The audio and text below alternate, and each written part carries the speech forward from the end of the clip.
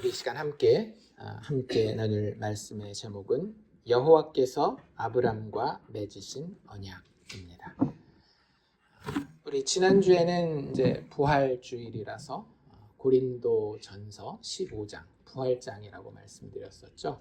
거기로 잠시 넘어갔었고, 그 전부터는 사실은 우리 아브람이라고 하는 사람 이야기를 계속 해오고 있었습니다. 다시 한번 우리 기억을 되살려 봅시다. 우리가 구약의 여러 사람들을 지금 해왔어요. 아담부터 시작해서 아벨 이야기도 했고 노아 이야기도 했고 이제 아브람까지 이르렀는데, 이 사람들의 이야기를 하는 이유가 있다라고 말씀드렸죠. 그냥 재밌는 옛날 얘기를 듣기 위해서 하는 것이 아니라 이 사람들이 어디에 지금 기록되어 있는 거예요?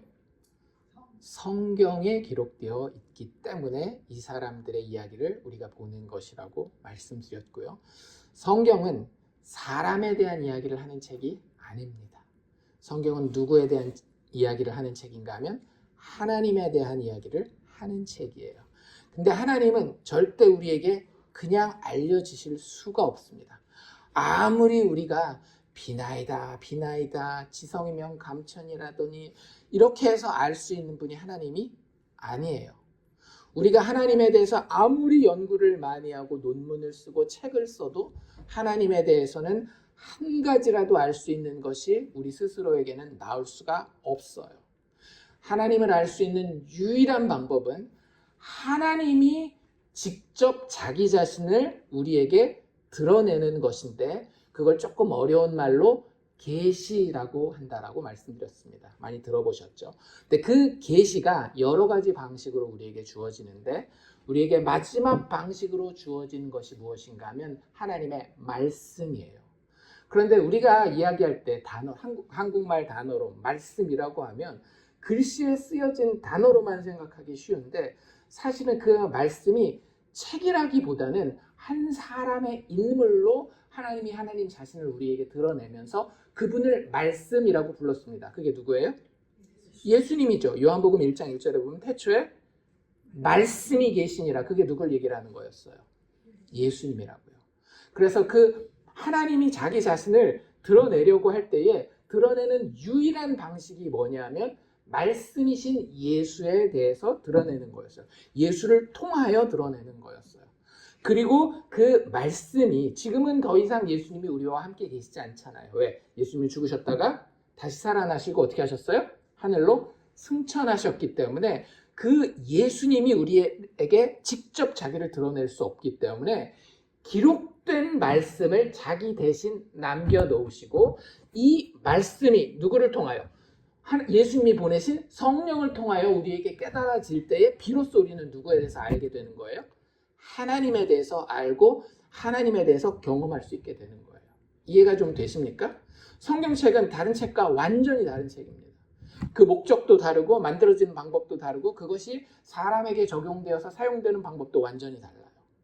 하나님이 우리 스스로 하나님을 알 수 없기 때문에 자기 자신을 누구를 통하여? 아들 예수를 통하여 드러내셨고, 그 예수에 대한 기록으로 남아있고 성령을 통하여 우리에게 그 예수가 깨달아지게 되는 책이 바로 성경이라는 책이에요. 그렇기 때문에 구약 성경 볼 때 야, 아브라함이 참 잘났네, 누가 참 못났네, 사람에 대한 이야기로 보시지 마시라는 얘기죠. 성경은 다 누구에 대한 책이다? 하나님에 대한 책이다. 그런데 하나님은 자기 자신을 아들 예수를 통해 드러내는 것 외에는 다른 방식으로 드러내는 것을 즐거워하지 않으셨어요. 오직 여러분들이 이 책에서 예수를 만나고 예수를 발견할 때에만 여러분들은 하나님에 대해서 제대로 깨닫는 겁니다. 그러니 여기서 11조는 어떻게 내야 되며 이런 것들 기대도 하지 마세요.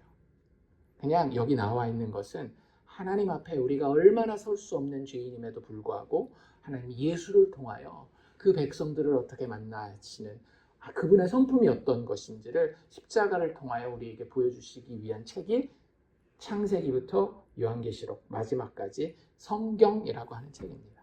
그래서 우리가 지금 아브라함 이야기까지 온 거예요. 아브라함이 막 대단해서 그분을 본받고 그분이 사신 대로만 살면 우리의 인생도 하나님 앞에 참 신실하고 놀라운 인생이 될 것입니다 해서 아브라함 이야기를 하는 게 아니라고 말씀을 드렸습니다. 우리가 12장부터 이렇게 쭉 봤었죠. 12장부터 이미 아브라함은 흠이 많은 사람이었어요. 아내도 이미 한번 팔아 넘겼고요. 그 뿌리 자체도 그렇게 정결하고 깨끗한 그런 뿌리가 아니에요. 그냥 우상을 섬기는 가정에서 그냥 거기서 자기도 우상 섬기면서 살았었는데 하나님 부르셨기 때문에 어쩔 수 없어서 계시는데 어떡해요? 자기가 만났는데. 그래서 어쩔 수 없이 그 부르심에 순종해서 그것도 따라가는 것도 어때요? 제가 하겠습니다 막 이런 결단보다는 어쩔 수 없이 질질 끌려가는 그런 모습을 우리가 봤습니다. 다만 우리가 지난주에 지지난주죠. 14장에서 봤었던 아브라함의 모습은 조금 낯서요. 아브라함이 두 왕을 만났었던 이야기입니다. 혹시 기억나십니까? 어떤 왕과 어떤 왕이었는지? 한 왕은 자기 사촌이 아니라 조카죠. 조카 롯이 살고 있었던 동네, 그 당시엔 도시국가라 그랬으니까 그 동네가 어디였어요? 소돔이었죠. 소돔 왕 베라를 만납니다. 근데 그때 동시에 만난 또 다른 한 명의 왕이 있었어요. 누구였어요? 살렘 왕 멜기세덱을 만나요. 그 왕을 만나게 된 이유가 있죠. 그 전쟁이 일어났어요. 그 당시에 국제 정세상 그 아주 강대국들 4개국이 모여서 연합군을 만들고 그것에 대항해서 우리가 더 이상 너희들한테 조공을 바칠 수 없어 하는 이 그 가나안 땅 지금의 사해 근처에 있는 한 5개국 정도가 연맹을 만들어서 전쟁을 하죠. 근데 강대국들이 쳐들어오는데 어떻게 도시국가들이 해볼 방법이 있겠어요? 그래서 쫄딱 망했는데 아브라함한테 중요한 건 뭐였는가 하면 자기 조카 롯이 소돔에 살고 있다가 그 전쟁으로 인해서 붙잡혀간 거였단 말이에요. 그래서 그 전쟁을 패해서 이제 승리해서 돌아가는 그 그돌라오멜의 군이었죠. 군대를 아브라함이 318명을 데리고 막 쫓아가서 다 구해오는 재산과 부녀와 조카 롯까지 싹 다 찾아오는 그런 일이 있었습니다. 그때 소돔 왕은 내가 너한테 전리품을 줄게 라고 이야기를 했고 살렘 왕은 하나님을 찬양하라. 너의 구원이 너에게서 나온 것이 아니라 하나님에게서 나온 것이다 라고 했을 때에 아브라함은 누구에게 무릎 꿇죠? 살렘 왕, 지극히 높으신 하나님의 제사장인 그를 바라보고 하나님 앞에 무릎을 꿇게 됩니다. 그래서 그가 열에 하나 10분의 1을 드린다라고 얘기를 했죠. 그래서 10분의 1은 뭘 상징하는 거라 그랬어요? 모든 것에 대한 대표로서 자신의 모든 것을 상징하는 겁니다. 그래서 하나님, 내가 가진 모든 것이, 나의 승리의 모든 것이 당신께로 왔습니다. 구원은 오직 당신께로 오며 내 스스로도 당신 앞에 설 자격이 없기 때문에 나는 당신이 세우신 제사장을 통하여서 당신 앞에 서겠습니다 라고 하는 그런 믿음의 고백을 구약이지만 내 스스로 하나님 앞에 설 수 없지만 은혜 하나님이 세우신 제사장, 즉 중보자를 통하여 내가 당신 앞에 섭니다 라고 하는 하나님의 은혜를 의지하는 하나님의 중보자를 의지하는 그러한 믿음을 선택한 아브라함의 모습이 지난주에 우리가 봤었던 아브라함의 모습이었습니다. 아마 지금까지의 아브라함의 인생에서 제일 그래도 괜찮아 보이는 그런 모습이 지난 14장이 아니었나라는 생각이 들어요. 그리고 나서 이제 오늘 본문 15장으로 넘어갑니다. 이 본문은 정말 너무너무 유명한 그런 본문이에요. 창세기 15장은 우리가 흔히 이야기하는 아브라함 언약이라고 이야기하는 본문입니다. 15장과 또 하나 17장, 나중에 17장도 우리가 보게 될 텐데요. 이 두 곳에서 드디어 아브라함 이야기에서 언약이라고 하는 단어가 등장합니다. 그래서 지금까지 창세기에서 언약이라는 단어는 딱 한 사람 노아에게만 사용됐어요. 아담에게도 사용된 적이 없었고 아벨에게도 사용된 적이 없었고 그 누구에게도 사용된 적이 없었고 노아가 방주에 타는 그 홍수 사건 있죠. 그 홍수 사건 어간했을 때에 몇 번 언약이라는 단어가 나오고 나머지 언약이라는 단어는 거의 대부분 다 누구에게 사용되는가 하면 이 아브라함이라는 사람에게 사용되는데 그 아브라함에게 언약이라는 표현이 가장 먼저 등장하는 본문이 15장이라고 하는 거예요. 우리가 12장부터 봤지만 그 전에도 약속은 하시잖아요. 내가 너에게 그 자손을 주고 네가 복이 되게 할 것이고 너에게 땅을 줄 것이다 이런 이야기는 했지만 언약이라고 하는 표현을 처음 사용하게 되는 본문이 바로 이 창세기 15장이라고 하는 겁니다. 그래서 18절에 보시면 우리가 벌써 읽었는데 그날에 여호와께서 아브람과 더불어 무엇을 세워? 언약을 세웠다. 이렇게 이야기하고 있는 이 표현이 아브람 이야기에서 처음으로 언약이라고 하는 표현이 등장하는 거고요. 그리고 이 언약이라고 하는 게 약속이라는 단어보다는 조금 더 무거운 단어라고 제가 설명을 드렸었던 거 기억나십니까? 약간의 공식적인 그런 의미가 있고 구속력도 좀 강해요. 그냥 약속은 뭐 우리 친구들끼리 했다가 까먹었어 뭐 이래도 되는 거지만 언약이라는 표현이 특히 이 당시에 고대 근동에 이 문화권으로 들어가면 이 언약이라고 하는 것은 상당히 엄격한 기준을 가지고 맺어집니다. 그래서 오늘 이야기에 보면 이 언약 체결을 위한 예식이 거행되는 것을 보여주고 있어요. 그러니까 고대 근동의 많은 문서들이 언약을 체결하는 장면에 대해서 기록을 하고 있는데 그 예식이 어떻게 진행되는지를 보여주는 문헌들이 많지가 않거든요. 그러니까 이 창세기 15장 본문이 옛날에 수천 년 전에 그 지금의 중동 땅이죠. 이스라엘, 이란, 이라크 있는 이 땅에서 언약이라는 것을 맺을 때에 어떤 식으로 절차가 진행됐었구나를 볼 수 있는 아주 중요한 고고학적인 자료이기도 합니다. 그래서 그런 것들도 오늘 살펴보게 됩니다. 자, 일단 첫 번째로 우리가 살펴볼 내용은 뭐냐면 과연 하나님이 아브람과 언약을 맺었다라고 했을 때에 그 언약의 내용이 무엇이냐라고 하는 거예요. 우리가 이미 대충은 알고 있습니다. 왜? 이미 12장, 13장 이런 부분에서 하나님이 약속하신 내용을 대충 봤잖아요. 그렇죠? 그렇기 때문에 어떤 내용이 15장에서 하나님이 아브라함에게 맺어주시는 언약이겠구나라는 것을 눈치는 챌 수 있지만 본문에 나와 있는 대로 우리가 좀 더 정확하게 알아봅시다. 쭉 읽으셨을 때 어떤 이야기 나오셨는지 혹시 보셨어요? 상속자에 대한 이야기가 나온 거 기억나시죠? 그리고 또 땅에 대한 이야기도 나온 게 기억나실 겁니다.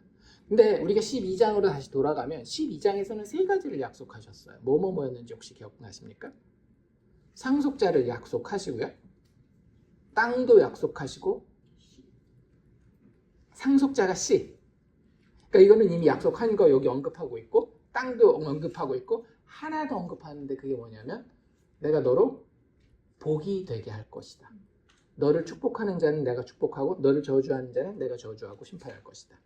이런 이야기가 나와 있는데 지금 우리가 쭉 읽은 데를 보면 상속자 얘기가 분명히 나와 있습니다. 4절에 보면 여호와의 말씀이 그에게 임하여 이르시되 그 사람이 내 상속자가 아니라 내 몸에서 날 자가 내 상속자가 되리라.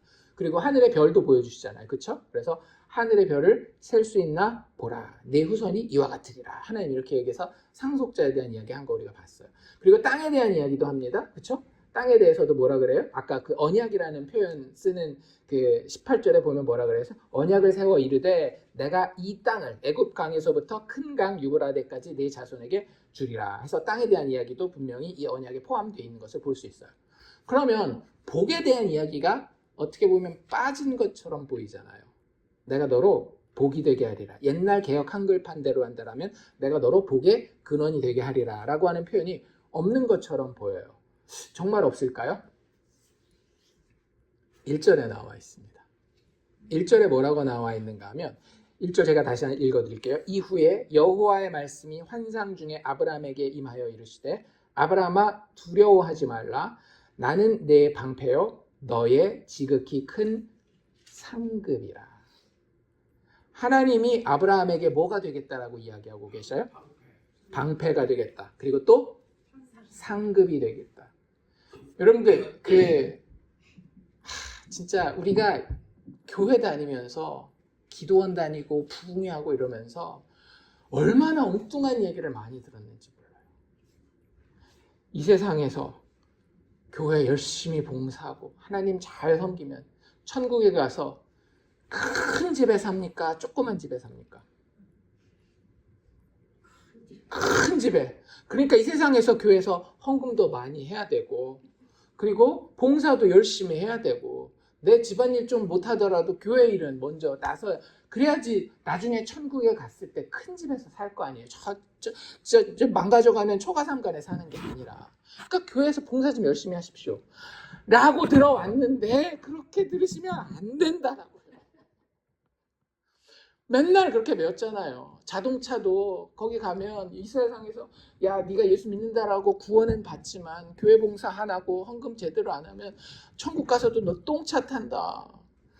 가서 좋은 차 타려면 이 세상에서 교회 봉사 열심히 하고 하나님 잘 섬겨야 된다 그러지 않아요? 상급 받아야 되니까. 성경의 근거가 어디 있어요? 근거가 있잖아요. 너희가 이런 대로 천국에 가서 상급 받으리라. 그런 얘기가 성경에 나와 있으니까 우리는 성경에 있는 줄 알고 그렇게 믿었는데, 그렇지 않아요. 천국에 가서 받는 상이 뭔지 아세요? 여기 나와 있잖아요. 내가 너의 지극히 큰 상급이다. 우리가 천국에 가서 받는 상은 뭐예요?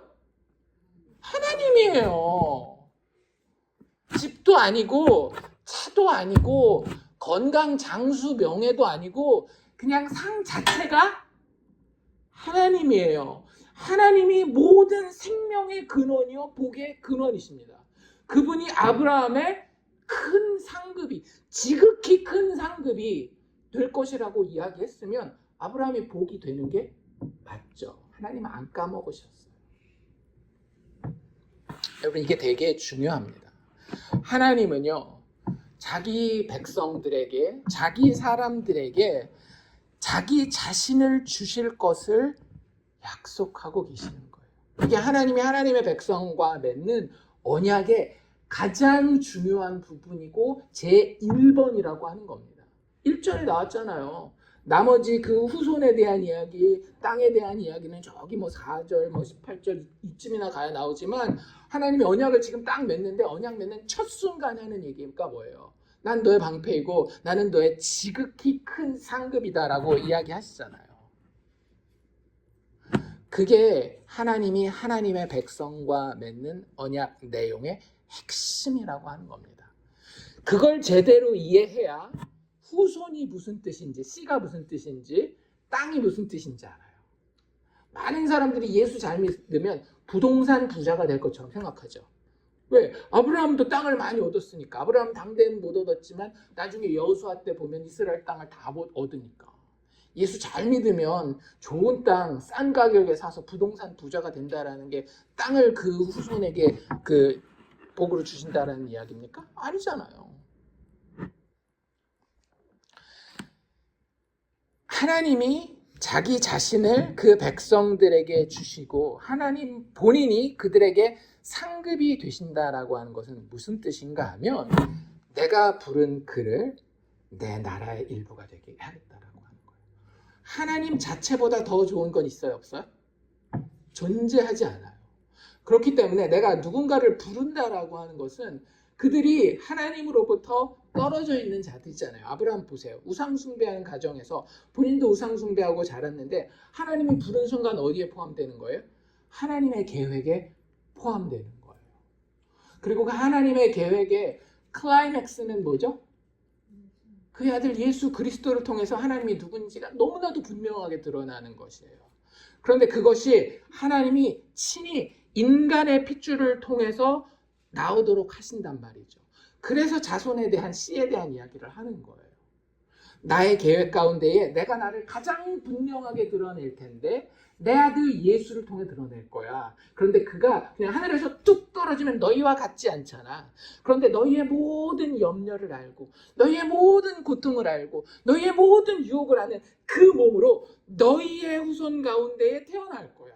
약속된 대로. 그 후손에 대한 약속은 하나님 나라에 대한 이야기였던 거예요. 결국에는. 그 땅도 마찬가지입니다. 이스라엘 백성들이 이스라엘 땅에 들어가지만 결국에 그 땅을 잃어버리잖아요. 그런데 하나님 나라의 땅은 사실은 한 번도 잃어버려진 적이 없어요. 왜? 그 땅은 뭐기 때문에? 예수 그리스도를 통해 통치되는 모든 인간들의 영혼이요 삶 자체이기 때문에. 그들이 있는 곳, 그들이 존재하는 시간 자체가 하나님의 통치가 임해서 역사하고 있는 땅 그 자체가 되는 거거든요. 그러니까 이 모든 것이 어디서 시작되는가 하면 하나님 본인에게서 시작되는 거예요. 내가 너희의 상급이 되겠다라고 하는 것은 내가 부른 너를 내 나라의 일부가 되게 하고 말리라 라고 하나님이 선언하시는 거예요. 아브라함, 내가 너 불렀지. 너 불렀을 때 어땠어? 대단한 사람이었어? 별거 아닌 사람이었어? 별거 아닌 사람이었잖아. 부르고 난 다음에는 어땠어? 네가 정말 모든 것을 다 하여서 날 순종했어? 그러지 못했어. 네가 별 볼 일 없고 모든 것을 다 순종하지 못했어도 너는 분명히 나의 계획의 일부가 되어서 내 나라의 어엿한 백성이 될 거야.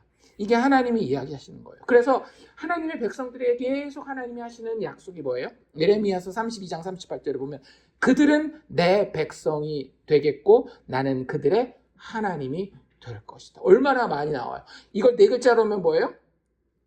임마누엘. 하나님이 우리와 함께 하시는데 왜 함께 하시는 거예요? 하나님의 나라에 우리가 포함되게 되었기 때문에. 하나님의 나라는 더 이상 하나님만의 것이 아니라 자격 없더라도 하나님이 부르셔서 믿음으로 하나님 앞에 서게 된 자들의 것이라고 하는 것을 임마누엘이라고 이야기를 하는 거예요. 신약적인 표현은 뭘까요? 제가 계속 말씀드리지만 그리스도와의 연합. 예수님과 하나 되는 것이 우리에게 가장 큰 상급이에요. 예수님과 하나 됨으로 인해서 우리는 누구의 나라에 속한 거예요? 더 이상 세상 나라가 아니라 하나님의 영원한 나라, 그 영광스럽고 아름답고 모든 만족과 평안과 기쁨과 행복이 있는 그 나라에 영원토록 그와 함께 왕노릇하는 그 자격을 하나님이 우리 상급 되실 때에 우리가 누리게 된다라는 거죠. 예수 그리스도와의 연합을 통하여서. 그게 하나님이 아브라함과 맺은 혹은 아브라함 이후에 오게 될 하나님의 백성과 맺을 언약의 핵심이라고 합니다. 그리고 그 언약이 제가 방금 전에 약간 힌트는 드렸는데 어떻게 이루어질지를 하나님은 계속해서 그분이 언약을 맺으실 때마다 해주고 계셔요. 아브라함에게도 아브라함이 아니라 아브라함 이전에 첫 죄인이었던 첫사람 아담과 하와에게도 같은 언약을 해주시거든요. 그들이 죽게 되었어요. 그렇죠?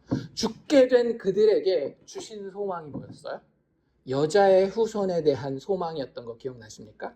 그들이 타락했을 때에 뱀을 저주하면서 네가 여자의 후손의 발꿈치는 물겠지만 여자의 후손이 뱀의 머리를 밟아서 이길 것이다 라고 이야기를 해요. 그래서 계속 아담과 하와는 누구를 기다렸어요? 그 여자의 후손 하와가 낳을 아들을 기다렸잖아요. 그래서 처음으로 낳은 게 누구였어요? 가인. 그래서 가인의 뜻이 뭐예요? 내가 여호와로 말미암아 드디어 등남하였다. 하나님이 드디어 우리를 이 모든 문제에서 이 아들을 또 어떤 방식인지 모르겠지만 이 아들을 통해서 해결해 주시겠구나라고 생각했었잖아요. 근데 그게 아니었죠. 하나님의 계획은 그것보다 더 스케일이 컸어요. 그냥 한 대가 아니라 인류의 모든 역사를 다 아우르는 더 큰 그 가운데에 인간의 죄성을 보여주고 여전히 변하지 아니하는 하나님의 은혜를 보여주는 가운데에 그 마지막에 오실 여자의 후손에 대해서 이야기한 거였는데 그걸 제대로는 몰랐던 거예요. 아담과 하와는. 그래서 실망했다가 나중에 죽잖아요. 자기 아들이 아들을 죽이잖아요. 가인이 아벨을 죽이니까. 셋을 통해서 그나마 그 이후에 혹시 여인의 후손이 올지 모르겠다라는 그 소망을 가지고 아담과 하와는 살다가 죽은 거예요. 그러니까 그들은 뭐 때문에 구원받았는가 하면 만약에 여러분들이 천국 가서 아담과 하와를 만나면요, 그들이 구원받은 이유는 셋의 후손을 통해 올 여자의 후손에 대한 소망. 여자의 후손이 마침내 오게 되면 우리가 다 하나님 앞으로 온전히 회복될 것이야. 임마누엘 되신 하나님을 온전히 체험할 것이야. 예수와 연합하여서 하나 될 것이야 라고 하는 그 오실 그리스도에 대한 여자의 후손 예수에 대한 믿음을 가지고 아담과 하와도 구원받아 천국에 와 있을 겁니다. 노아도 마찬가지고요. 아브라함도 똑같은데요. 왜냐하면 아브라함에게 주신 언약의 내용이 하나님이 그냥 성취될 것이라고 이야기하지 아니하고 그래 내가 너의 상급이 될 거야. 근데 그것이 너에게 현실이 되는 방법이 뭔지 알아? 너의 씨를 통하여서 그렇게 될 거야. 그 3절에 보면 아브라함도 이걸 대충 알고 있었다라는 걸 알 수 있어요. 아브라함이 자기 상속자에 대해서 이야기를 하면서 주께서 내게 씨를 주지 아니하셨으니 내 집에서 길린 자가 내 상속자가 될 것이니이다 이렇게 얘기를 해요. 아브라함이 자기의 마음 가운데 제일 걸리는 게 뭐였는가 하면 하나님이 나를 진짜 축복했다라고 한다면, 하나님이 나를 정말 사랑한다라고 한다면, 하나님이 정말 나를 책임진다라고 한다면 뭐가 있어야 된다?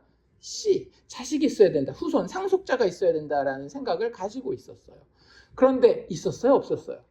없었어요. 지금 이 15장이 한 80대 초중반 정도 됐을 때거든요. 아브라함이. 나중에 100세 때 아들을 낳잖아요. 그리고 그 하란을 떠나온 때가 75세였고. 그러니까 그 최소한 한 5, 6년 이상 아브라함이 계속 아들에 대한 그 갈급함을 가지고 있었는데 그 아들에 대한 갈급함이 채워지지 않는 거예요. 아들만 있으면 진짜 세상의 모든 것을 얻은 것 같은, 천국을 얻은 것 같은 그런 그 기대감이 아브라함에게 있었지만 아브라함에게 그 기대가 채워지지 않았던 거였습니다. 그런데 하나님이 정확하게 뭐라고 이야기를 하는가 하면 네 몸에서 날 그 사람, 내 몸에서 날 자가 내 상속자가 될 것이다 라고 이야기를 해요. 그리고 이것에 대해서, 이 본문에 대해서 나중에 신약에 넘어가면 베드로가 안진뱅이 일으키잖아요. 베드로가 안진뱅이를 일으키고 설교하는 그 장면에서 이 부분을 이렇게 이야기를 합니다. 사도행전 23장 25절에 보면 아브라함에게 이르시기를, 하나님이 아브라함에게 뭐라고 얘기를 했느냐, 우리 방금 읽었으니까 이 내용을 베드로가 자기 말로 표현하는 게 이겁니다. 설교할 때 땅 위의 모든 족속이 너의 씨로 말미암아 복을 받으리라 하셨으니. 그러니까 아브라함에게 하나님이 뭐라고 말씀하셨다라고 하는 거예요. 그래, 내가 너의 상급이 될게. 내가 너의 복이 될게. 근데 그게 어떻게 이루어질지 알아? 너의 씨를 통하여서 이루어질 거야 라고 하는 것이 언약의 내용이었다라고 하는 거예요. 그래서 다시 한번 정리해 봅시다. 아브라함 언약뿐만 아니라 하나님이 하나님의 백성과 맺는 모든 언약이 사실은 이 기본 뼈대를 다 가지고 있어요. 뭐예요? 첫 번째는 너희에게 진짜 복이 되는 거, 너희에게 진짜 상이 되는 거는 그 어떤 건강도 재물도 명예도 아니고 누구다? 하나님 본인이시다. 그런데 그게 이루어지는 방식이, 하나님이 정해놓은 방식이 있는데 그게 뭐다? 오실 하나님의 씨. 아담에게서는 여자의 후손이라고 불렸고, 지금 아브라함에게서는 씨, 너의 자손. 여기 보면 내 몸에서 날 자라고 하는 게 단수로 되어 있습니다. 한 명을 가리키는 거예요. 그 씨. 그리고 나중에 뒤로 넘어가서는 다윗의 후손. 더 선지자들에게 있어서 그때 바라볼 때는 뭐라고 얘기를 하는가 하면 그리스도, 메시아, 기름 부음 받은 자. 그런 표현으로 계속 이야기를 하는 거예요. 하나님이 우리의 왕이 되시고 그의 나라가 우리에게 온전히 임하셔서 우리와 그가 연합하게 될 텐데 그게 어떻게 이루어져요? 하나님이 보내실 누군가를 통해서, 그 한 명을 통해서 이루어진다라고 하는 것이 하나님의 언약이 성취될 방법이라고 아브라함에게 이야기해 주시는 거예요.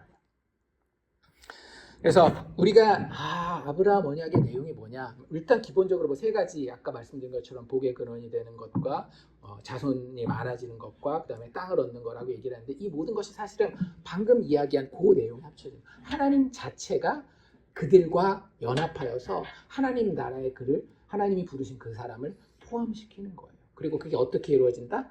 하나님이 보내실 씨를 통해서 이루어진다라고 하는 것이 아브라함 언약과 그 이후에 하나님 백성들이 받게 되는 모든 언약의 기본 뼈대라고 하는 겁니다. 자, 그러면 여기서 하나님 이렇게 약속하고 계시는데 반대편을 봐야죠. 누구? 아브라함을 봐야 되는 거예요. 이 창세기 15장이 왜 유명한지 아십니까? 신약 성경에 사도 바울이 최소한 2번이나 인용하기 때문에 그래요. 신약 성경에서 우리가 읽은 15장, 창세기 15장 중에 어디를 인용했을까요?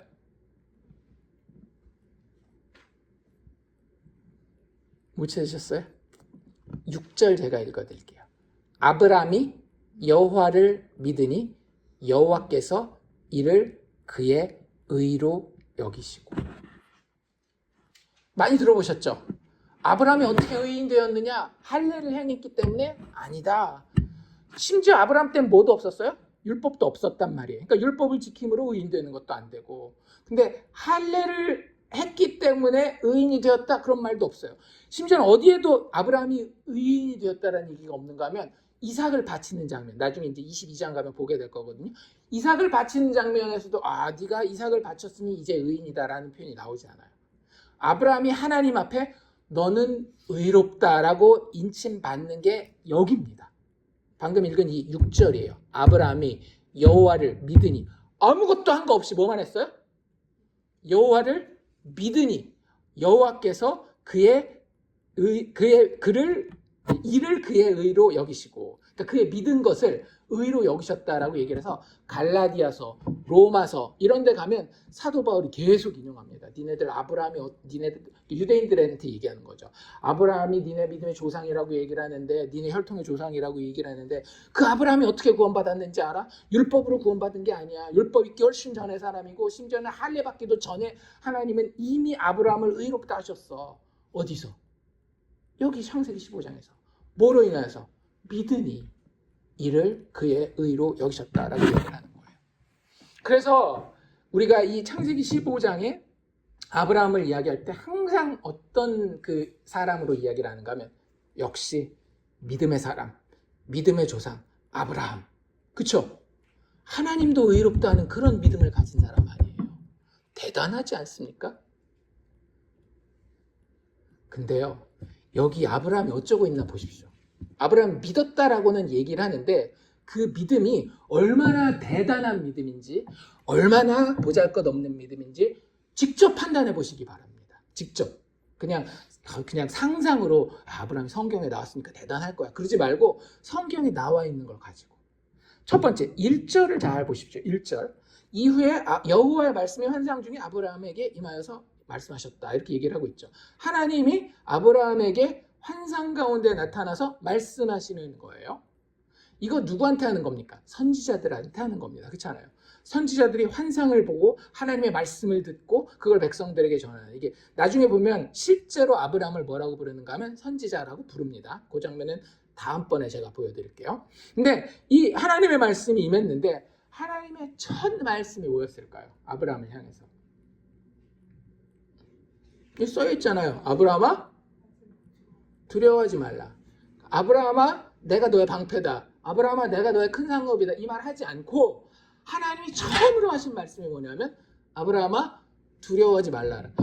여러분들 누구한테 두려워하지 말라 그럽니까? 용감하고 전혀 겁이 없는 이런 사람한테 두려워하지 말라 그래요? 지금 겁이 나 있는 사람한테 가서 야 두려워하지 마 이러지, 지금 나 아무렇지도 않은데 왜 나한테 와서 두려워하지 말라 그러는 거야? 그러지 않잖아요. 하나님이 지금 아브라함이 어떻다라는 걸 알고 있는 거예요? 두려워하고 무서워하고 있다라는 걸 아는 거예요. 아브라함이 도대체 뭘 두려워하고 무서워하고 있었을까요? 하나님을? 힌트는 성경에 다 나와 있다니까요. 첫 표현이 뭐였어요? 15장 1절 첫 표현이 이후에 라는 표현이 있어요.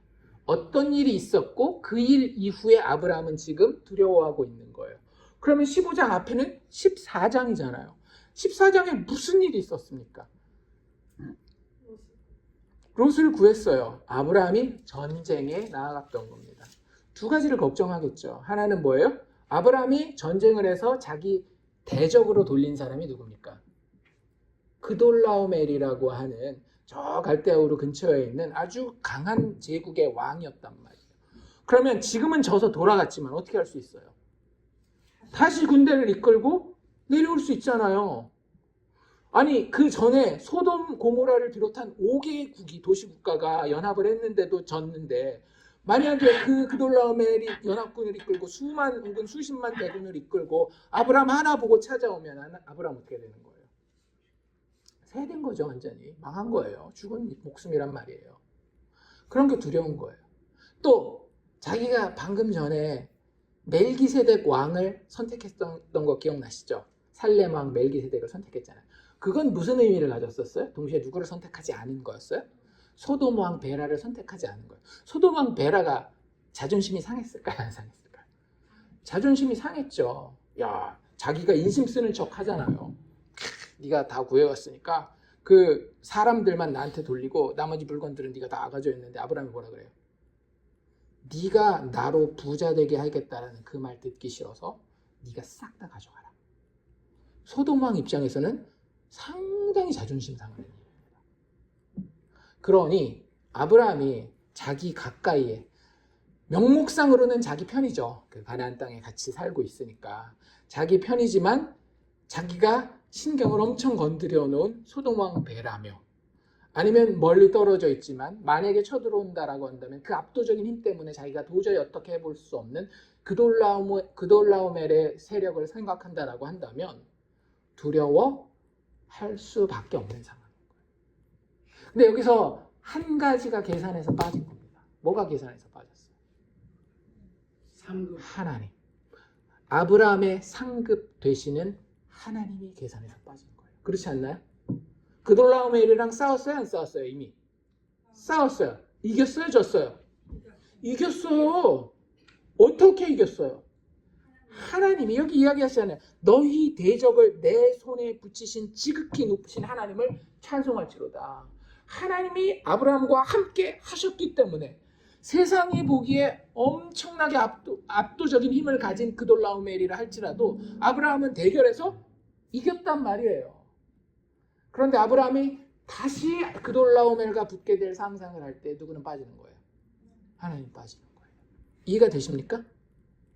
그래서 하나님이 그걸 간파하고 아브라함에게 찾아오셨을 때 첫 번째로 하신 말씀이 두려워하지 말라는 거예요.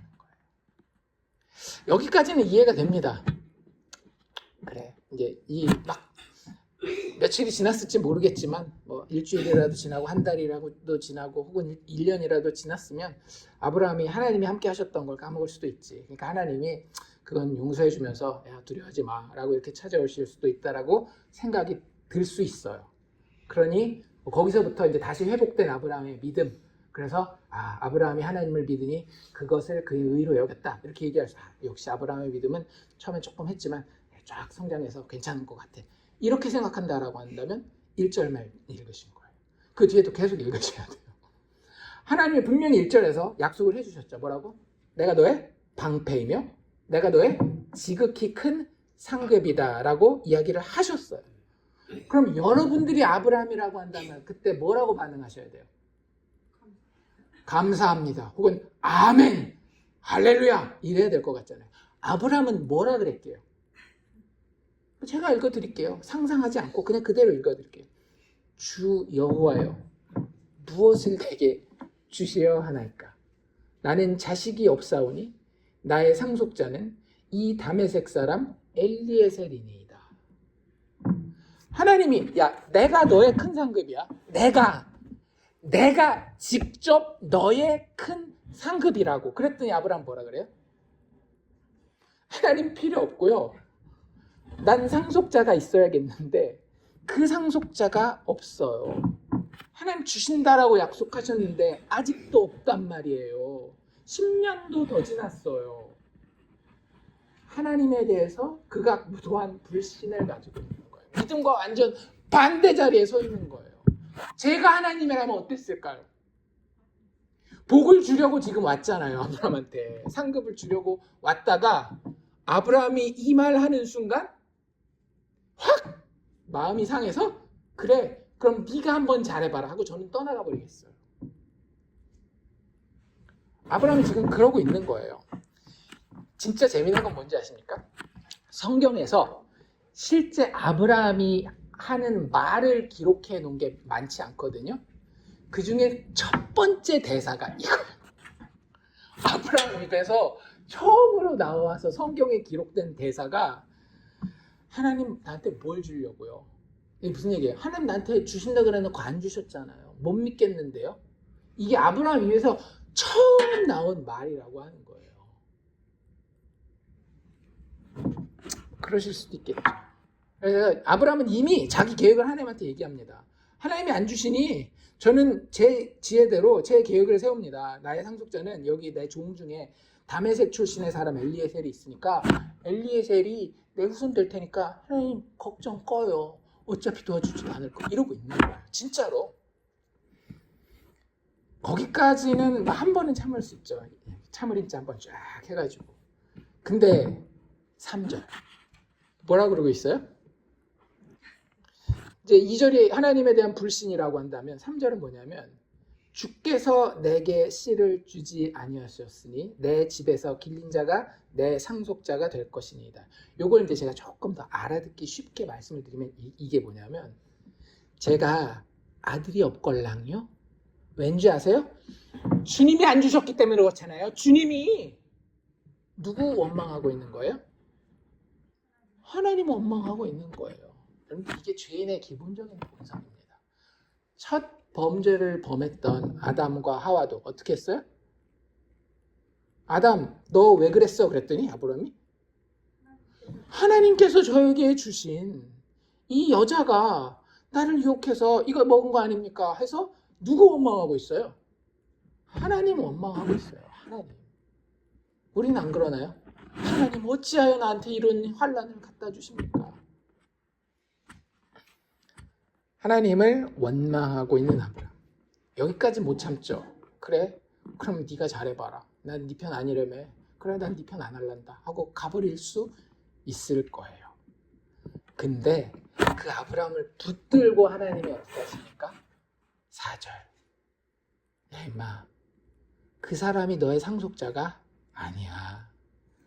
내가 약속한 그대로 너의 몸에서 날 자가 한 명 날 텐데 한 명 너의 몸에서 날 자가 너의 상속자가 될 것이다 라고 약속을 다시 한번 해줘요. 와 하나님 간도 쓸개도 없으시지. 거기다 대고 다시 또 해주겠다라고 그러고 있어요. 그리고 아브라함을 데리고 나갑니다. 밤이었던 것 같아요. 그리고 하늘을 보여주시죠. 나가 이르시되 하늘을 우러러 뭇별을 셀 수 있나 보라. 또 그에게 이르시되 네 자손이 이와 같으리라. 네가 너의 시간표는 아닐지 모르겠지만 내가 마지막에는 너의 후손을 너의 믿음의 자손들을 저 하늘의 별과 같이 많게 할 것이다 라고 하나님이 자신의 약속이 변할 수 없음을 하늘의 별을 보여주면서 아브라함에게 다시 한번 증거하고 계셔요. 그리고 나서 나오는 말이 뭐예요? 아까 제가 말씀드렸던 신약에서 바울이 그렇게 인용하는 아브라함이 여호와를 믿으니 여호와께서 이를 그의 의로 여기셨다라고 이야기하는 거예요. 자, 아브라함이 이제 여기서부터 어떤 믿음을 가지는 거예요? 확고하고 튼튼하고 더 이상은 하나님을 의심하지 않는 이제 그런 믿음을 가진 거죠. 하늘의 별을 보니 하나님이 분명히 나에게 많은 후손을 주실 것 같아. 하나님 내가 믿습니다. 다시는 이 믿음 가운데 흔들리지 않겠습니다. 라는 믿음이라고 생각하신다면 착각이에요. 아브라함의 믿음은요 너무나 보잘것없습니다. 하나님이 지금 여기 의롭다라고 여겨주셨잖아요. 그리고 나서 그래 네가 나를 믿는 건 하나님 지금 되게 뿌듯하셔요. 아브라함이 그래 믿어야 되겠다 이렇게 하니까 되게 뿌듯해 하시면서 7절에 뭐라 그러는가 하면 나는 이 땅을 너에게 주어 소유를 삼게 하려고 너를 갈대아인의 우르에서 이끌어낸 여호와니라. 그러니까 땅도 주겠다라는 거예요. 후손뿐만 아니라 땅도 주겠다. 하나님이 마음이 다시 막 이렇게 벅차올라서 그래 네가 믿으니 너를 의롭다 여기고 자손뿐만 아니라 약속한 대로 땅도 주겠다라고 얘기하시는 거예요. 그럼 아브라함 뭐라 그래야 돼요? 아유 감사합니다. 제가 이렇게 의심하고 불신하고 하나님을 원망했는데도 하나님은 나를 징계하시지 아니하시고 나를 꾸중하지 아니하시고 이렇게 하늘의 별까지 보여주시면서 당신의 신실하신 약속을 다시 한번 나에게 확증시켜 주시는군요. 참으로 감사합니다. 거기다 땅까지 얼마나 감사한지 이래야 되잖아요.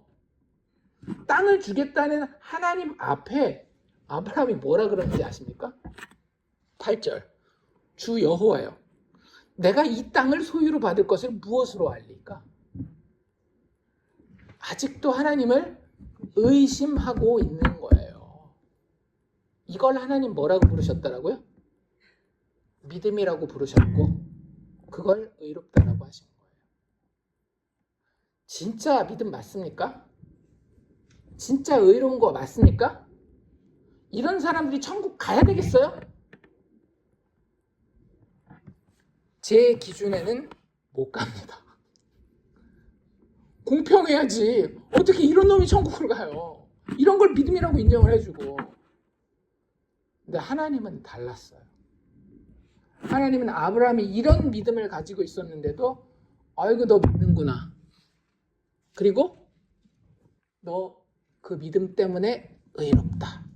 라고 이야기하셨다. 참 재밌죠. 우리는 아브라함을 대단한 믿음의 의인으로 생각했는데 하나님이 의롭다 인정하신 믿음은 이런 믿음이었다라는 거예요. 그러니까 이제부터 대충 믿읍시다. 라는 얘기가 아니죠. 잘 이해를 하셔야 됩니다. 이게 도대체 어떻게 해서 믿음의 이야기가 되며 거기서 의의가 나올 수 있는지. 하나님의 상급에 자격이 없는 아브라함이었어요. 정말로 칭찬받을 만한 믿음이 아니었다라고 하는 거예요. 오히려 하나님은요, 어떻게 해서든지 하나님이 약속하신 그 축복을, 하나님이 약속하신 상급을 주기 위해서 아브라함이 뭐라도 뒷걸음질 치다가 뭐라도 밟으면 그걸 핑계 삼아가지고, 그걸 구실 삼아가지고 아브라함을 칭찬해주고 싶고, 아브라함을 깨끗하게 해주고 싶고, 아브라함을 축복해주고 싶고, 아브라함에게 상을 주고 싶은 그런 하나님의 모습인 거예요. 보이세요? 진짜 놀랍지 않습니까? 성경이 계속해서 우리에게 말하는 하나님은요, 이런 하나님이라고 하는 거예요. 은혜를 거두지 아니하시는 하나님. 계속해서 복의 언약의 선포를 이어가시는 하나님. 아브라함이 뭐라 그러든지 간에 진짜 간도 쓸개도 없는 자존심 다 내팽개치 친 사람처럼 내가 너를 부렸으니 내가 너를 반드시 복주고야 말겠다. 그러니 뭐라도 하나 보일 게 있으면 보여봐. 보일 게 없어도 아이고 믿었어. 그래, 그 믿음, 내가 그 믿음으로 너를 의롭다 여겨줄게. 아브라함이 여호와를 믿으니 여호와께서 이를 그의 의로 여기시고. 아브라함의 보잘것없는 믿음을 그 믿음 그대로 받으십니다. 믿음이라는 그 진짜 아주 작은, 진짜 겨자씨보다도 더 작은 그 존재를 하나님은 아브라함을 받으시기 위한 핑계로 쓰시는 것 같아요. 어떻게 보면. 그거라도 있으면 내가 받아주겠다.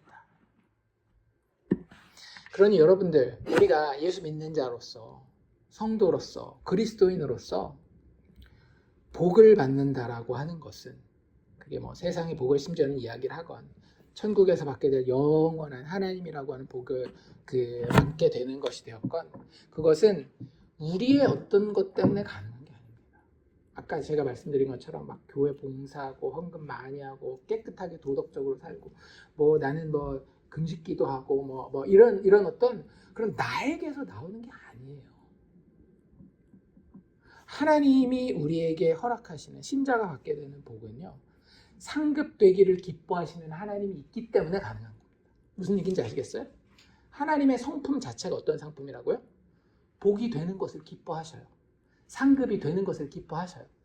네가 자격이 있으니까 나는 원래 널 벌 주고 싶었는데 네가 하는 꼬라지를 보니까 상 조금 줄 수도 있겠다. 이런 게 아니라 그냥 우리가 자격이 안 돼도 하나님의 성품 자체가 어떻다라고요? 상급 주시는 것을, 복 주시는 것을 기뻐하시는 성품을 가지고 계세요. 그래서 갈라디아서에서 실질적으로 이 의롭다 하심을 얻게 되는 이 장면을 사도 바울은 뭐라고 이야기를 하는가 하면 3장 6절에서 9절인데요. 갈라디아서. 아브라함이 하나님을 믿음에 그것을 그에게 의로 정하셨다 함과 같으니라. 그런즉 믿음으로 말미암은 자들은 아브라함의 자손인 줄 알지어다. 그러니까 이 이야기가 아브라함의 이야기만이래요? 아니면 모든 믿는 사람의 이야기래요? 모든 믿는 사람들, 그 아브라함과 그 후손, 믿음의 후손들, 혈통의 후손이 아니라 믿음의 후손을 이야기를 하는 거죠. 이 모든 사람이 똑같은 원리로 하나님 앞에 복받고 하나님 앞에 상 받는다라는 거예요. 계속해서 뭐라고 얘기를 하는가 하면 또 하나님이 이방을 믿음으로 말미암아, 대단하고 놀라운 나의 결단, 나의 의지력이 담긴 그런 믿음 아닙니다. 우리 방금 봤어요. 아브라함에게 불렸던 믿음이라고 하는 것이 어떤 것인지. 정말로 자랑할 것 없고 보잘것 없고 믿음이라고 부르기에도 부끄러운 그 정도의 믿음이에요. 진짜 겨자씨만한 믿음인 거예요. 그런데 그 믿음으로 말미암아 의를 정하실 것을 성경이 미리 알고 먼저 아브라함에게 복음을 전하되, 아브라함에게 복음을 전했대요. 그게 이거라는 거예요. 이런 보잘것없는 믿음 가지고 하나님이 의롭다 하시는 거. 하나님이 이방을 믿음으로 말미암아 의로 정하실 것을 성경이 미리 알고 먼저 아브라함에게 복음을 전하되 모든 이방인이 너로 말미암아라는 게 아브라함이 뭐 예수님처럼 우리를 대신한다라는 게 아니라 아브라함이 의롭다 함을 받은 그 방식 그대로 너로 말미암아 복을 받으리라 하였느니라. 그러므로 믿음으로 말미암은 자는 믿음이 있는 아브라함과 함께 복을 받느니라. 그러니까 15장은 창세기 15장은 아브라함 이야기만이 아니라 아브라함의 믿음을 따르는 그 모든 믿음의 후손들에게 다 적용이 된다라고 하는 거예요. 누구 얘기예요? 그러니까 제 얘기예요. 제 얘기. 우리가 아무리 나의 믿음을 막 자랑하고 강조하고 막 이래도요, 그거 사실은 이런 정도의 믿음밖에 안 된다라는 거예요. 예수 믿습니다 해놓고 늘 두려움 없이 살았나요? 예수 믿음 없이 1.1획의 불신도 없이 믿습니다 하고 살았나요? 나쁜 일이 생길 때마다 하나님의 뜻을 제가 믿습니다 하고 하나님 한 번도 원망하지 않고 인생을 지내왔나요? 그렇지 않잖아요. 그런데 그 가운데에 하나님이 종종 이야기하셔요. 걱정하지 마라. 내가 그래도 마지막에 너를 살리실 거야. 내가 너의 영원한 생명과 나의 그 나라의 아름다움 가운데에 같이 들어오게 할 것이야 하면 그 말씀이 내 영혼에 들리는 거예요. 그래서 그냥 예 주님 믿어요 하는 그 믿음, 우리는 그 믿음으로 의롭게 됩니다. 복이신 하나님이 친히 아브라함을 믿음을 향해 자라가게 하시고요, 심지어는 그의 불신과 의심 중에서도 계속 붙들고 있기 때문에 우리가 믿음의 자리에 서 있을 수 있는 거예요. 이해를 하십니까?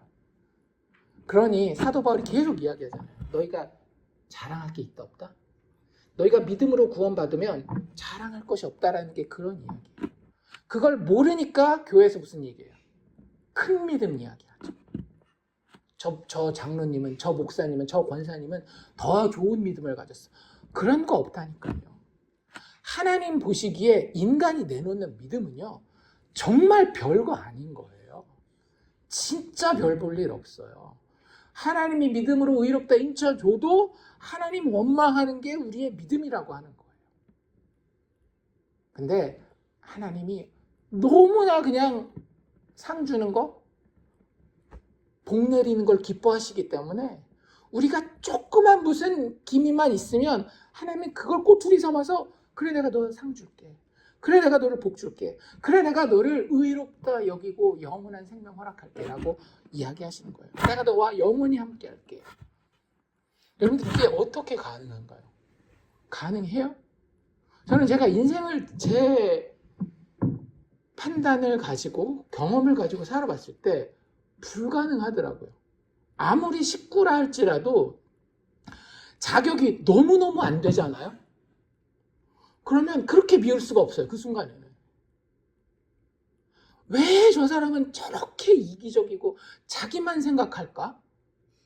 아니 내가 지금까지 보여준 게 얼만데 아직도 나를 못 믿어?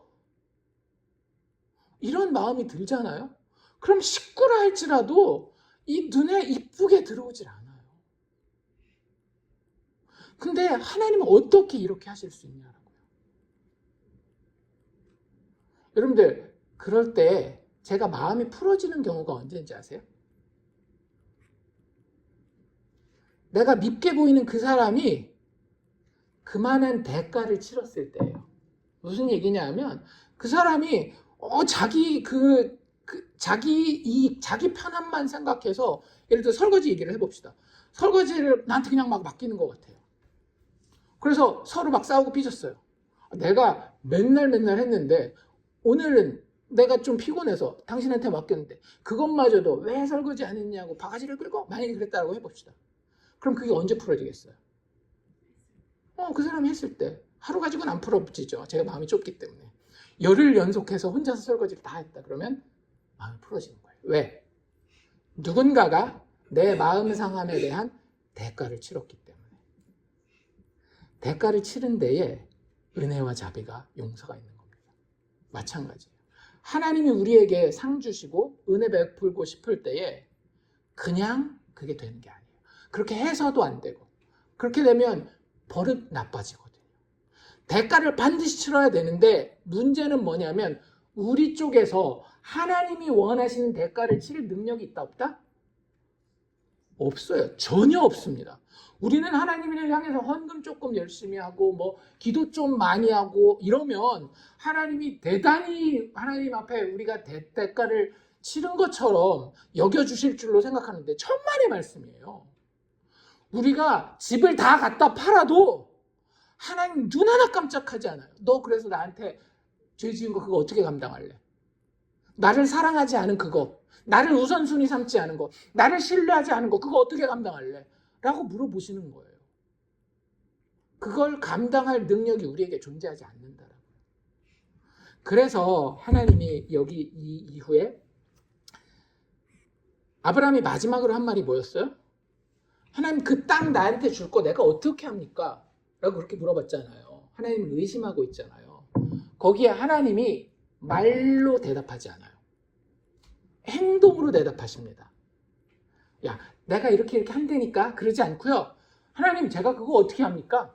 이렇게 아브라함이 의심하고 있을 때 하나님 뭐라고 얘기하시는지 잘 들어보십시오. 9절에 여호와께서 그에게 이르시되 나를 위하여 3년 된 암소와 3년 된 암염소와 3년 된 순양과 산비둘기와 집비둘기 새끼를 가져올지나 딱 얘기를 해요.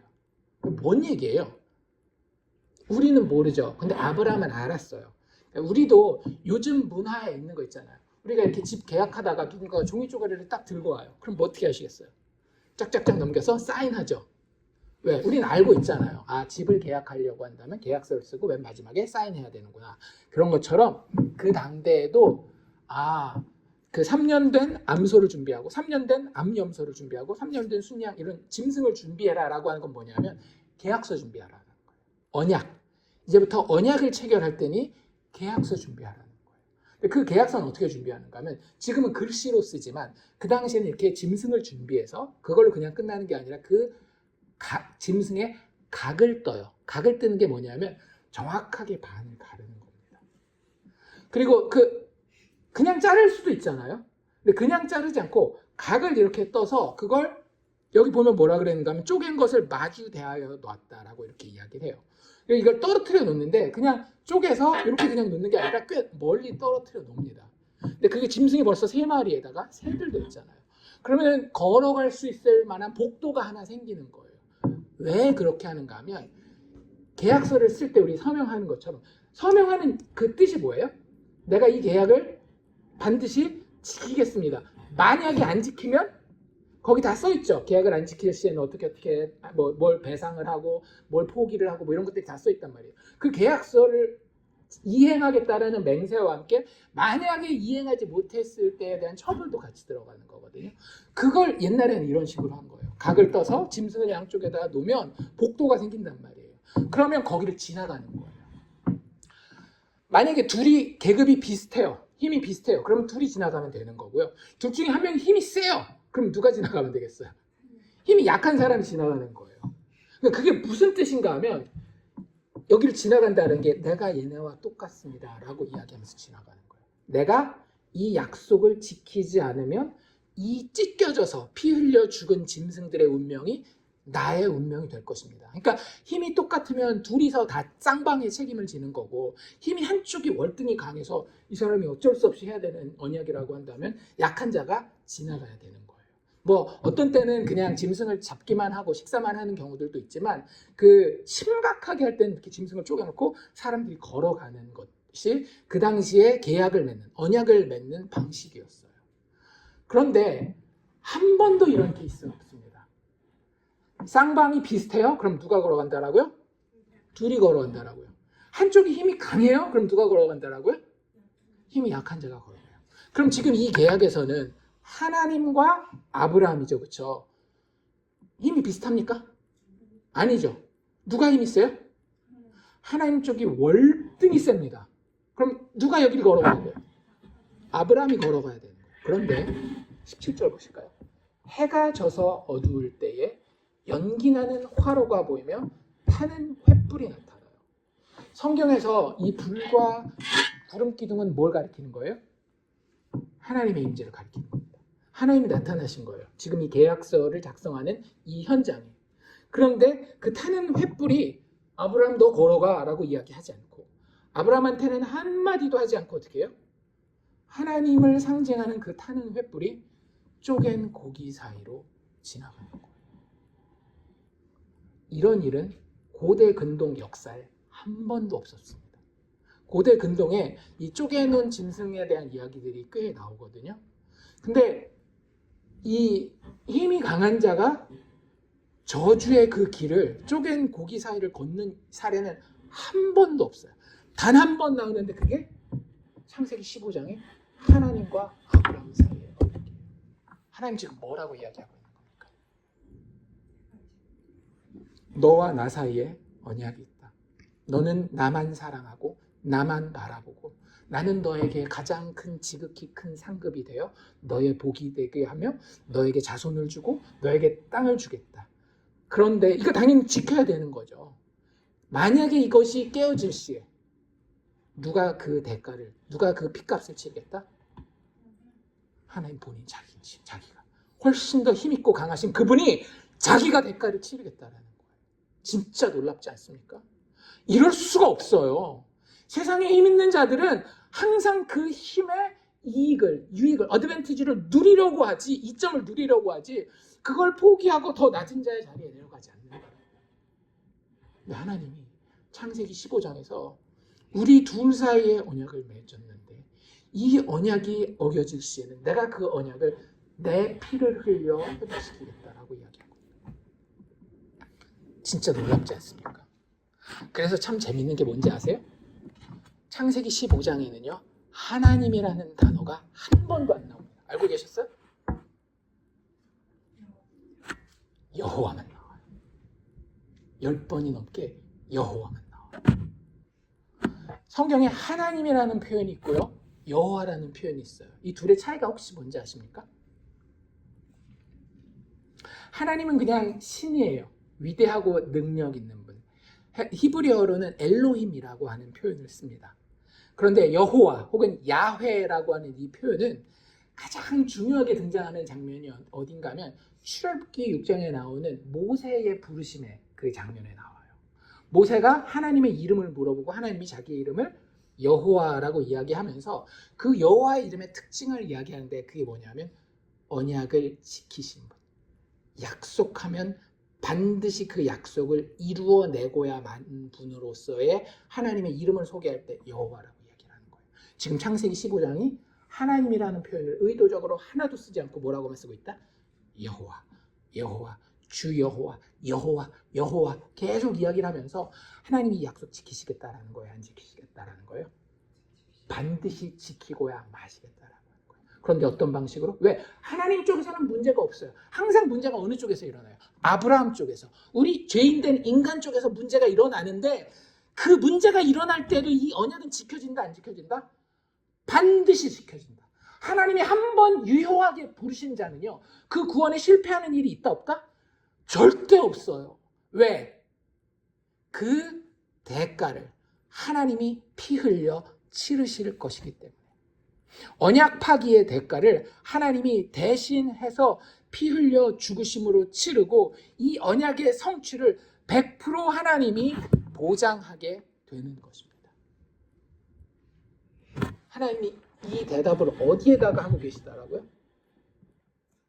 아브라함이 하나님 잘 믿겠습니다가 아니라 하나님 나 당신 못 믿겠는데요. 어떻게 내가 하나님 그 약속 지키실지 알겠습니까? 라고 의심하는 데에 그래 내가 약속을 반드시 이룰게. 어떻게? 내 피를 흘려서라도. 네가 잘못해서 네가 이 언약을 망가뜨리는 경우에도 피는 내가 흘리마라고 얘기하는 거예요. 그래서 제가 아까 말씀드린 대로 이 언약이 이루어지는 방식이 뭐냐면 아브라함의 씨를 통해서 이루어진다라고 하는 거죠. 아브라함은 나중에 이걸 뭐라고 생각했어요? 하나님이 씨를 주는 것에 대해서 이삭을 받음으로 이 언약이 완성되는 줄 알았거든요. 구약의 모든 사람이 그런 줄 알았습니다. 그런데 진짜 재밌는 게 뭔지 아세요? 신약 성경에 갈라디아서 3장 16절에 보면 그게 사실은 하나님이 아브라함에게 약속한 씨가 이삭이 아니야 라고 하는 부분이 나와요. 갈라디아서 3장 16절에서 사도 바울이 이렇게 얘기합니다. 이 약속들은 아브라함과 그 자손에게 말씀하신 것인데 여럿을 가리켜 그 자손들이라고 하지 아니하시고 오직 한 사람을 가리켜 내 자손이라고 하셨으니 곧 그리스도라. 하나님이 아브라함에게 이 언약 예식의 모습을 보여주면서 그 언약 예식이 나중에 진짜 이거는 근데 이 연습이야. 진짜 내가 내려가서 죽을게. 그래서 너희의 부족함에도 불구하고 그걸 내 피로 다 덮고 그 언약을 반드시 이루고 말 것이야 라고 하는 그 일을 너의 씨를 통해서 이룰 거야. 아브라함은 그걸 이삭으로 착각하고 있었지만 아니었죠. 궁극적으로 우리가 구속사를 다 지나고 보니까 또 이루고 했던 거예요. 그리스도 예수였다라고 하는 거예요. 그래서 언약의 핵심이신 예수 그리스도께서 우리가 치러야 하는 대가를 대신 치르시고 십자가의 죽으심을 우리가 그걸 대속이라고 이야기합니다. 그 대속을 통하여서 궁극적인 아브라함과 그 이후에 오게 될 모든 믿음의 사람들의 유일한 소망이 되시는 거예요. 그게 아브라함 언약이 성취되는 방식인 겁니다. 그러니까 교회 제대로 다니셔야 돼요. 교회 다니는데 그냥 세상에서 복 받고 성공하고 내가 잘한 만큼 뭔가를 받고 그렇게 교회 다니는 건요 안 다니는 이만 못해요. 교회를 다닌다라고 하는 것은요 이 하나님을 아는 겁니다. 언약의 예식을 궁극적으로는 예수 그리스도의 십자가에서 성취하셔서 우리가 정말로 보잘것없는 겨자씨만한 믿음밖에 없어서 그 믿음을 가졌다라고 하면서도 하나님 앞에서 두려워하고 하나님 앞에서 불신하고 하나님 앞에서 의심할 때에 내가 너의 망가짐에도 불구하고 나의 피 때문에 너희를 향한 나의 선하고 아름다운 상급과 복을 완성하고 말리라 라고 하는 것이 하나님이 우리에게 주시는 복음이라고 하는 거예요. 그 하나님 그냥 믿고 따라가는 게 교회 생활하는 겁니다. 무슨 봉사를 그렇게 열심히 하시려고 그러세요? 얼마나 재산을 교회에다 갖다 바치려고 하세요? 다 하세요. 하셔도 아무 지장은 없습니다. 근데 그거 의지하지 마셔요. 우리가 의지할 것은 이 하나님 한 분이에요. 어떤 하나님? 상 주시기 원하시는 하나님. 여러분들 히브리서 11장 믿음장 기억나십니까? 하나님을 기쁘시게 할 수 있는 두 가지 조건이 있어요. 뭐예요? 믿음장이니까 당연히 믿는 거죠. 근데 두 가지를 믿어야 된대요. 뭘 믿어야 돼요? 하나님이 계신 것과 두 번째로 뭐예요? 자기를 찾는 이에게 상 주시는 이심을 믿어야 할지니라. 물어봅시다. 성경 읽으면서 교회 생활하면서 여러분들에게 하나님은 어떤 하나님입니까? 정말 안타까운 건 뭐냐면요. 교회 오래 다닌 사람이면 다닌 사람일수록 직분을 가져서 높아지고 목소리와 이 뼈대부터 달라진 사람들이면 들일수록 그 하나님, 자기가 섬기는 하나님 어떤 하나님인가 하면 세상의 하나님이요 율법주의의 하나님이에요. 여러분들 달란트 비유 기억나십니까? 마태복음에 나오는 5달란트 받은 종이 있었고 2달란트 받은 종이 있었고 1달란트 받은 종이 있었잖아요. 5달란트, 2달란트 잘 통과했습니다. 1달란트 받은 종이 벌 받아요. 우리식으로 쉽게 얘기를 하자면 지옥에 가요. 근데 그 이유가 뭔지 아십니까? 이 사람을 지옥에 보낼 때 주인이 하는 얘기가 있어요. 주인이 뭐라 그러는지 아십니까? 마태복음 25장 26절을 보면 그 주인이 대답하여 이르되 앞에 그 1달란트 받은 종이 뭐라 그러니까 주인이 뭐라 그러는가 하면 악하고 게으른 종아, 나는 심지 않은 데서 거두고 해치지 않는 데서 모으는 줄로 네가 알았느냐? 뭐라 그랬길래 이렇게 주인이 화가 나가지고 이렇게 얘기를 하죠? 1달란트 받은 종이 이렇게 얘기를 합니다. 야, 달란트 어디 있어? 라고 주인이 찾으니까 어떻게 해요? 고이고이 쌓아놔서 묻어놨던 1달란트를 그대로 가지고 와서 주인 앞에 딱 펴지면서 뭐라 그래요? 네, 주인님. 나는 주인님이 심지 않는 데서 거두고 해치지 않는 데서 모으시는 분인 줄 알아서 이거 잃어버렸다가는 큰일 날 것 같아서 이렇게 꽁꽁 숨겨놨다가 가지고 왔습니다. 짠돌이 구두쇠 주인님, 당신 거 찾아가십시오. 이러고 있어요. 하나님은 어떤 분으로 아는 거예요? 철저하게 계산에 의해서 나를 대하는 분으로 아는 거예요. 내가 뭔가 실수하고 잘못하고 부족한 게 있으면 어떻게 하는 분? 심판하고 죽이시는 분으로 아는 거예요. 창세기 15장은 그런 하나님의 모습이 아닙니다. 창세기 15장에서 하나님이 부르신 믿음의 사람들에게 해주고 싶은 하나님에 대한 묘사는 이런 거예요. 예수 믿는 믿음으로 말미암아 아들 아브라함과 함께 복받을 자들에게 거저 복 주시는 하나님, 복 주시기를 기뻐하시는 하나님, 상급이 되시기를 기뻐하시는 하나님, 우리가 어떻게 해서라도 우리의 두려움을 떨쳐내고 우리의 불신을 몰아내고 우리의 의심을 이겨낸 이후에 어떻게 해서라도 하나님 앞에 붙어있기만 하면, 그걸 믿음이라고 부를 수만 있다라고 한다면 믿음이라고 부르면서 하나님 앞에 붙어있으면 그래 너는 의롭다, 내가 너의 지극히 큰 상급이 되리라, 내가 너에게 복을 내리고 또 복을 내리라 라고 이야기하시는 그런 하나님이라고요. 사랑의 희생으로 용서하고 축복하며 살리시는 하나님, 그게 창세기 15장에 나와 있는 우리 하나님이라고 하는 거예요. 여러분들, 그 하나님을 알려면 늘 십자가 바라봐야 합니다. 십자가가 이 창세기 15장의 본체예요. 십자가에서 피 흘리지 않아도 되는 그분이 대신 우리를 위해서 그 살을 찢고 피를 흘려 그곳을 지나가셔서 저주가 되셨어요. 죄가 되셨다. 그것으로 인하여서 우리는 하나님 앞에 의롭게 되었으며 하나님의 상급과 하나님의 복을 누릴 수 있게 됩니다. 다시 말씀드리죠. 십자가를 통해 드러난, 예수 그리스도를 통해 드러난 하나님은요, 복 주시기를 즐거워하시는 하나님. 민수기 6장에 가면 하나님이 하나님의 백성들을 그 제사장, 대제사장 아론을 통해서 축복하는 장면이 나오거든요.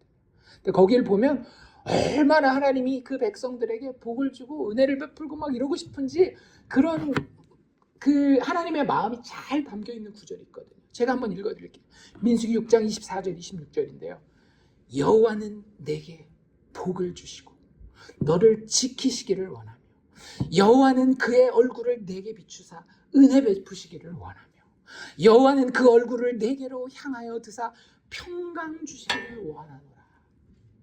이거 그냥 제사장들이 만든 게 아니라 제사장들이 딱 대기하고 있는데 하나님이 하신 얘기예요. 야 아론, 너 대제사장이지? 네가 가서 내가 할 말을 이스라엘 백성들에게 전해. 뭐라고? 여호와는 내게 복을 주시고 너를 지키시기를 원하며 여호와는 그의 얼굴을 내게 비추사 은혜 베푸시기를 원하며 여호와는 그 얼굴을 내게로 향하여 드사 평강 주시기를 원하노라. 심지어는 너희가 부족하다라면 내가 십자가에서 피를 흘려 너희를 위해 내 몸을 쪼개고 내 피를 흘리는 한이 있더라도 나는 너에게 지극히 큰 상급이 되며 너에게 복 내리기를 원하노라. 이게 하나님의 고백이라고 하는 거예요. 여러분들 어떤 하나님을 섬기고 계십니까? 예수 안에서 자신의 택한 자들에게 강력하게 상급, 복, 좋은 것 베푸시기를 원하는 하나님.